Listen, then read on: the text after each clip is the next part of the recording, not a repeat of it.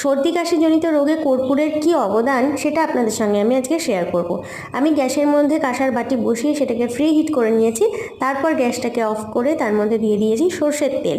তো এইবার বাটিটার মধ্যে সর্ষের তেলটা দেওয়ার পর তার মধ্যে দিয়েছি এক টুকরো কর্পূরের দানা।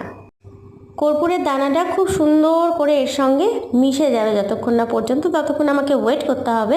আর এই সময় একটা হালকা স্মেল বেরোতে থাকে, যেটা খুব সুন্দর লাগে। যদি সর্দি কাশিজনিত কোনো রোগে ভুগতে থাকেন সেই সময় এই গন্ধটা খুব ভালো লাগে।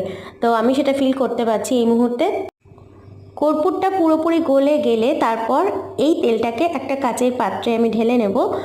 তারপর এই তেলটাকে গলায় বা পায়ের তালুতে যদি মালিশ করা যায় খুব সুন্দর উপকার পাওয়া যায়। আর এরকমভাবে স্মেল নিলেও না, মাথা যন্ত্রণা যখন হয় খুব সুন্দর রিলিফ পাওয়া যায়।